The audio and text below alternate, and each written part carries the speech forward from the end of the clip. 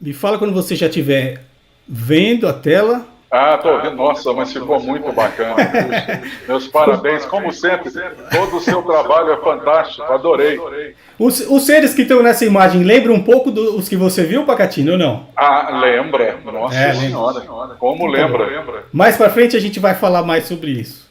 Ok. Ó, a primeira pergunta que eu tenho pra você é essa aqui. Eu deixei na tela o pessoal ler, mas eu vou falar porque caso, né, algum deficiente visual esteja só ouvindo essa nossa live, ele vai ficar sabendo do que está na tela. Em sua última aparição na TV, no programa Flash apresentado por Amaury Júnior, em 2004, você afirmou que parou de contar na 14ª as ameaças que sofreu. Catina, essa história de você ficar falando que houve essa captura desses seres, não é? Sim. Diz que você já foi até ameaçado de morte, é verdade isso? Olha, Mauri, isso nunca tinha acontecido. Eu já participo do Cicoane há muitos anos, já fizemos mais de 3.000 expedições ao campo e foi só começar a revelar na imprensa, porque nós não queríamos que a pesquisa de Varginha ficasse apenas com algumas informações básicas. Nós decidimos divulgar o que fosse possível e dar nome aos bois. Foi só começar a aparecer em vários programas e jornais e revistas, inclusive dando o nome dos militares que participaram, e o telefone começou a tocar. Eu diria que, em termos de ameaça de morte, eu parei de contar na 14ª. Em sua volta no evento em Sorocaba, dia 22 de outubro de 2022, contou que foi perseguido na estrada, teve tiros no seu automóvel e na casa da sua mãe. O que ocorre é que, na ocasião, o inferno se instalou na minha existência. E ficou assim, gritante. O telefone fixo da casa da minha mama, lá em Três Corações, literalmente grampeado. Mas o chiado, o eco que dava, era só atender o telefone, nós não tínhamos mais sossego. E eu fui descobrindo paulatinamente que o meu e-mail, algo que estava sendo começado a utilizar no Brasil, os e-mails as conexões eram por cabo telefônico. Muito lento, mas já era uma grande evolução naquela época. Grampeado. E aí começaram a me seguir nas ruas, literalmente lá em Belo Horizonte, o telefone do meu apartamento lá em Belo Horizonte grampeado. Aí fizeram a gentileza também de me perseguir por 4 vezes na estrada, né? E eu tive que acelerar muito o carro. Uma dessas vezes fizeram um disparo, ficou 2 furos na traseira, no para-choque do carro.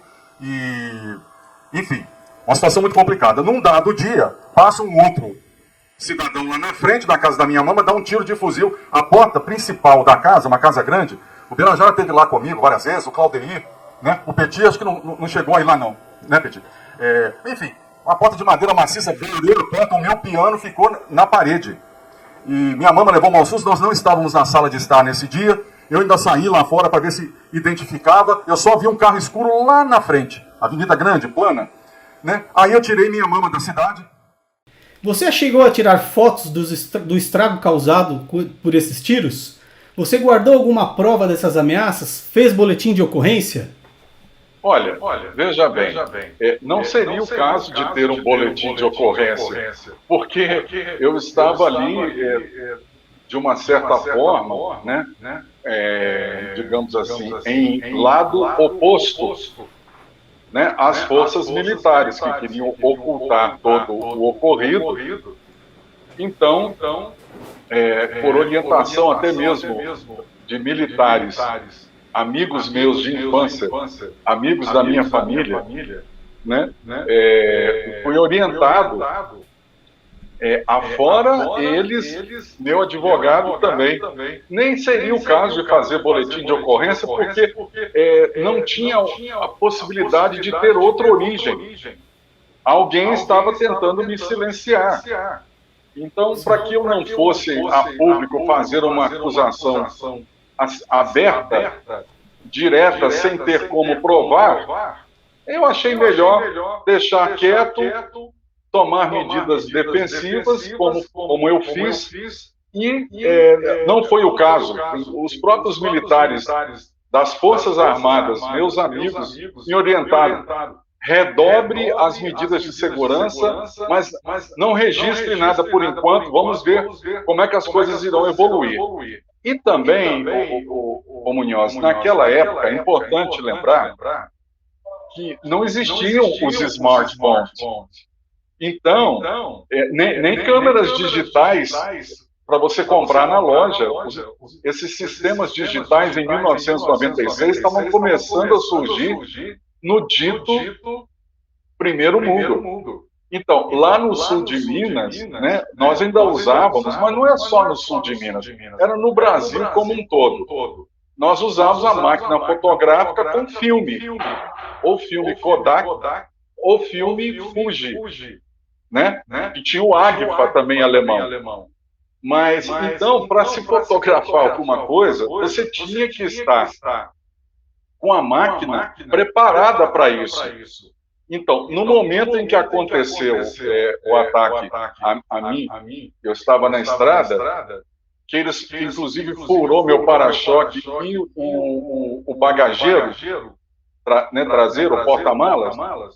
Assim que eu cheguei em Três Corações, onde a minha mãe residia, né, eu tratei de guardar o carro na garagem, a garagem é toda fechada, e repare, como eu já sabia que os telefones estavam todos grampeados, eu também não podia pegar o telefone e ficar ligando para outras pessoas, que seria desastroso. Então, tudo tinha que funcionar à base de mensageiro. Então, para conversar com os meus amigos, os meus conhecidos de infância, do meio militar ou não, que estavam me ajudando, eu tinha que primeiro acionar mensageiros para irem até eles e levarem informação e ficar esperando a resposta.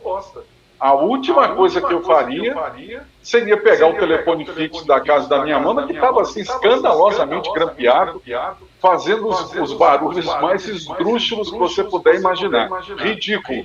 Ainda foi um grampo muito mal feito. Sabe? Então, o que acontece? Eu cheguei, dessa vez,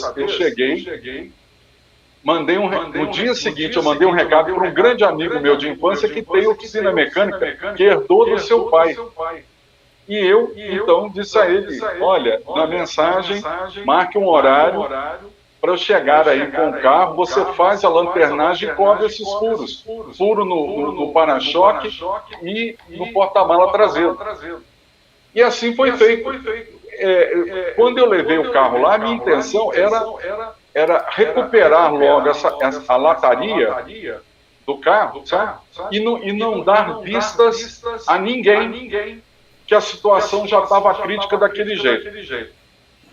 E assim foi feito. Eu levei nessa oficina desse meu amigo, inclusive,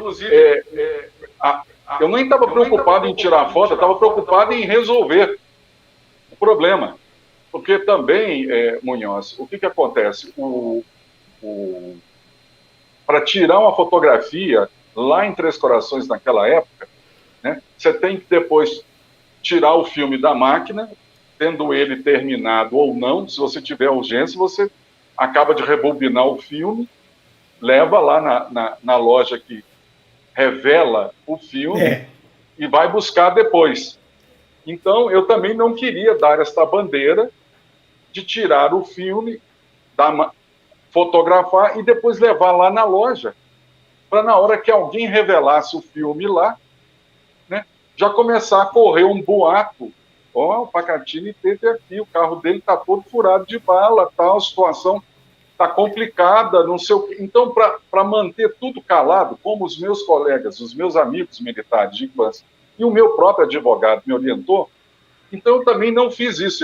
Eu fui descansar, né? Minha mama ficou assim, muito preocupada com tudo.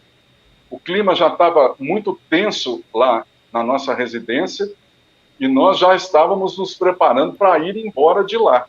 Quer dizer, na realidade, eu mesmo já não morava mais lá no sul de Minas há muitos anos, mas eu tirei minha mãe de lá. Na sequência, pouco depois, passaram lá na frente e fizeram um disparo na porta frontal da casa, uma parte de madeira, uma parte de vidro. O buraco ficou lá. Por acaso, eu não só fotografei, né? O advogado depois veio para cima de mim. Pô, mas você não devia ter feito nada disso. Eu fotografei, mandei revelar o filme, só que aí eu já tinha ido a Belo Horizonte resolver, onde eu morava na época, resolver outros assuntos. para retornar na sequência para Três Corações, eu revelei esse filme em Belo Horizonte. E voltei, escaneei essa foto em papel e divulguei por e-mail. O Boaventura mesmo viu, o Edson Boaventura, outros colegas, porque eu mandei com cópia para vários colegas da pesquisa de Varginha e outros da ufologia. E o meu advogado ficou muito irritado comigo, porque ele não queria que eu também divulgasse nada disso, que eu não ficasse dando, sabe, atenção maior para que outras pessoas pudessem, em algum momento futuro, manipular essas fotos. Essa foto, então, na época, né, foi para o arquivo junto com advogados. Os meus advogados no Brasil têm todo um dossiê, e no exterior também. Meus advogados no exterior também têm todo um dossiê. Essa imagem da porta principal, que é uma porta muito grande, sabe, em 4 etapas de madeira com vidro, muito grande. Então, essa sim, eu de teimosia fotografei e revelei o filme em Belo Horizonte. Quando eu voltei em Três Corações, eu divulguei por e-mail para várias pessoas. E depois eu mantive o silêncio, guardei tudo isso. Os advogados não querem que eu, desde aquela época, que eu divulgue mais nada, que eu comente mais nada. Na sequência veio o inquérito policial militar lá dentro da ESA também. Mais motivo para os advogados, então, me pedirem para ficar em silêncio, não tocar no assunto de nada, deixar tudo quieto dentro de uma estratégia de defesa. Então, foi isso que aconteceu. Ah, tranquilo. Eu pensei que você não tinha nada de nada, sabe? Não tinha guardado nem a bala, não tinha tirado foto de nada e tivesse o pessoal só a informação do que você relatou, mas... Aquilo que você mas falou, existe um dossiê muito completo, com provas, com evidências, com tudo. certo. Viu? Nossa, mas foi uma época muito tensa da minha vida. Eu não esperava que as coisas chegassem a esse ponto, mas, enfim, estabelecemos defesa, né? E seguimos em frente com a vida. Acredito. E, ô Pacatini, lá no Flash você falou em 14, parou de contar em 14 ameaças, mas de tiro Pois foram mas nós essas. também Aí sabe o que eu fiz? Primeiro, porque naquela época estava se introduzindo no Brasil, que antes era ilegal, você não podia ter um identificador de chamada. Você imagina o Brasil ter umas coisas, né? Era ilegal, né, você identificar quem é que estava te ligando no telefone fixo, vê se pode. Existiam uns aparelhinhos importados que a gente comprava. Do Paraguai, né?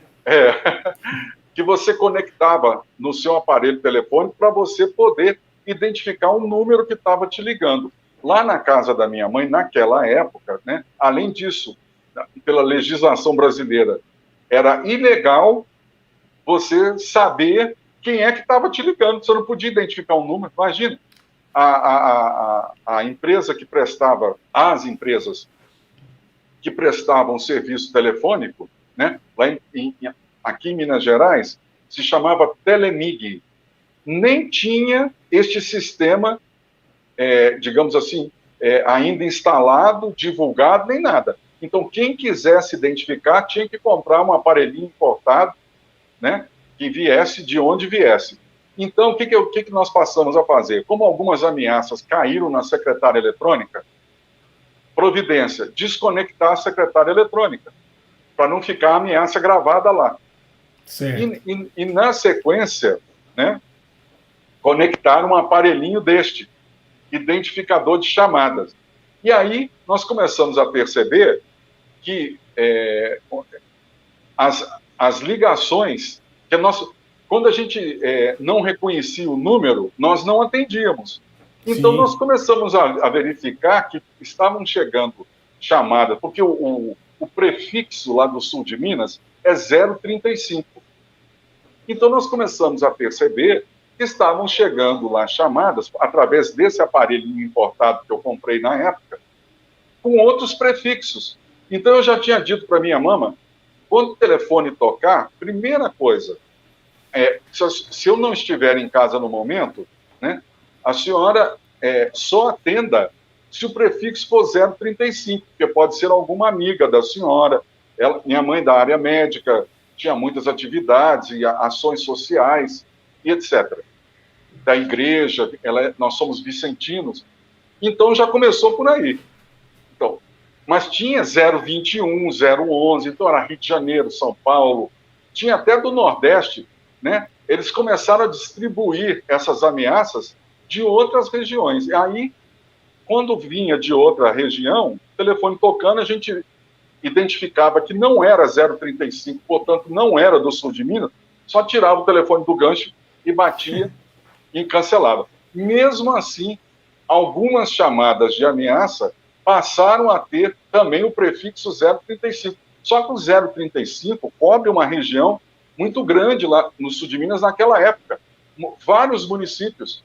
Então a gente também não tinha como saber se vinha só de Três Corações, de Varginha, de regiões ali por perto. Então qual foi a orientação para minha mama e para a nossa secretária doméstica que nós tínhamos lá? Se você atender o telefone quando eu não estiver aqui, for 035 o prefixo, e começar a ameaça de morte, desliga na hora. Não escuta, não dá a menor atenção, simplesmente desliga. Então foi por isso que eu disse lá no Amauri, a partir da 14ª nós paramos de contar, inclusive porque nós também tomamos um conjunto de precauções para não recebermos essas ameaças por telefone. Mas elas chegavam por e-mail também, meu e-mail estava grampeado, eu troquei de endereço de e-mail, aí em Belo Horizonte eu troquei o número do telefone lá de Belo Horizonte, eu desconectei a minha secretária eletrônica do meu apartamento lá em Belo Horizonte também, sabe?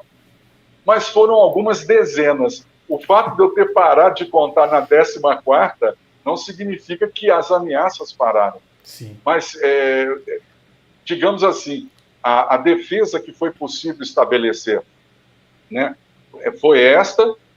Inclusive, outros conhecidos lá também do meio militar me indicaram um outro aparelhinho na época importado para gravar conversa telefônica, e algumas dessas ameaças, aí eu já tinha conseguido o aparelho e eu gravei também. Que legal. Isso tudo está no nosso dossiê de defesa, números que o aparelhinho identificador importado também identificou, a voz, né? Se precisar fazer alguma outra comparação, algum outro exame futuro, mas era o que era possível na época, foi feito. Muita atenção, e esse telefone, quando tocava o telefone lá em casa, todo mundo já ficava arrepiado. Tinha toda uma estratégia. Legal. E esse material você digitalizou, Pacatini? Pode ser que um dia a gente venha escutar? Veja bem, como eu te disse, isso tudo está guardado com os meus advogados, isso não é material para ser divulgado, isso aí é um dossiê de defesa que já está guardado há muitos anos, sabe? E a minha orientação, não só dos meus advogados no Brasil, no exterior, mas os meus próprios amigos, conhecidos do meio militar. Guarda isso. Isso aí é uma carta na manga. É uma carta na manga, é uma garantia sua. E eu também concordo plenamente, eu não tenho que tornar nada disso público, porque nessa altura das coisas, Munhoz, não vai fazer diferença. Isso tudo já aconteceu, eu já passei pelos piores momentos, então isso não existe a necessidade de eu tornar isso público e ficar remoendo isso publicamente. É muito melhor e mais interessante para mim ter isso tudo em arquivos de defesa, muito bem guardados, né, com toda uma estratégia de defesa, e que se em algum momento futuro, não sei, né, tomara que não haja mais problemas, mas se em algum outro momento futuro, de alguma forma, precisar ser usado, ele está disponível. Está pronto. Mas perante o público, eu tenho me mantido em silêncio já há muitos anos, como você sabe disso, e esse material é uma carta na manga, é uma estratégia de defesa muito bem elaborada já há muitos anos. Legal. Mas foi um momento muito tenso, viu? Nossa Senhora. Acredito.